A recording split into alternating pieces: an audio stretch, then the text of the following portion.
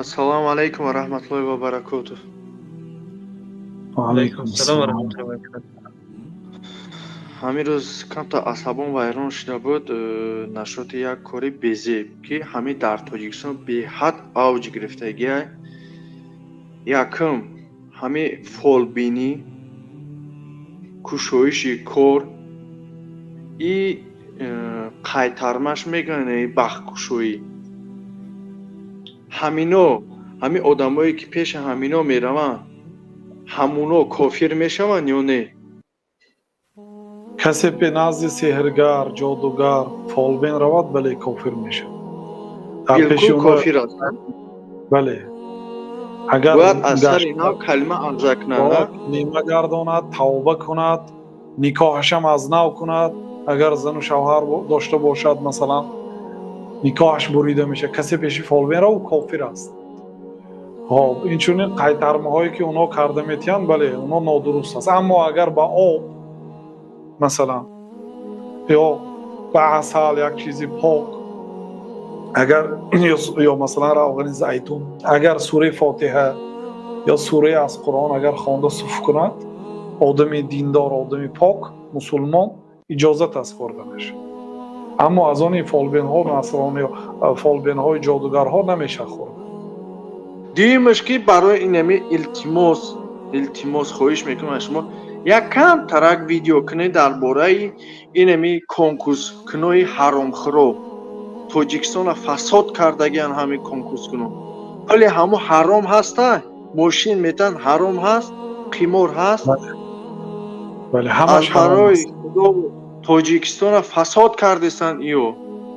آخه مردم هم بی عقل است. این مردمی که لاتری میخرد ما نکو عذابشون کشن دیگه چه کنیم؟ این ده ها بار این مسئله ما هم دیگرها هم گفت که همین کنکورس ها حرام است. با نامش کنکورس موندیم. آخه این کنکورس اصلا به این کلمه به اینجا استفاده نمیشه. مسابقه این قمار است. این کنکورسی که در نظر دارن این قمار است، این حرام است. آخه همین مردم نخرند، همه آدمای کنکورس کن کنکورساشون رو محکم میکنن دیگه اپی دیگه کار میشن. همین مردم احمق هستن، همین مردم ابله هستن، همین مردم بفهم هستن. مردمی که بعضی اینو ببینید به نزد فالبینای و سحرگرا شما سوال دادم.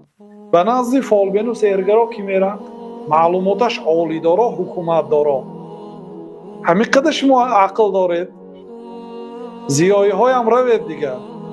یعنی یک فالبین، یک خرافات، یک آدمی کافری پستی که نه مکتب خوانده است و نه دانشگاه خوانده است، به درش یک آدمی که وظیفه بلند دارد، وزارت کار میکند یا وزیر است یا معاونی وزیر است، به پیش فالبین میرد.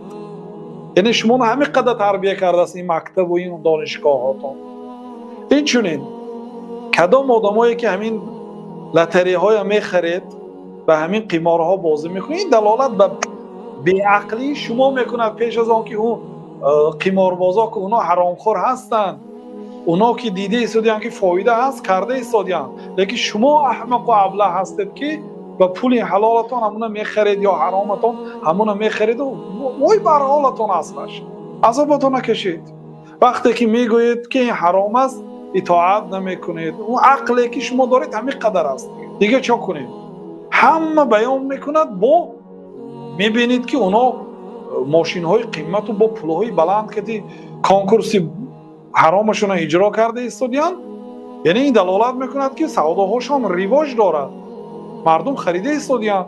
دیگه چیکار میکنید؟ بعد این مردم شکایت میکنن که در بالا ما ظلم هست، ما در عذاب هستیم. دیگه چی شود دیگه؟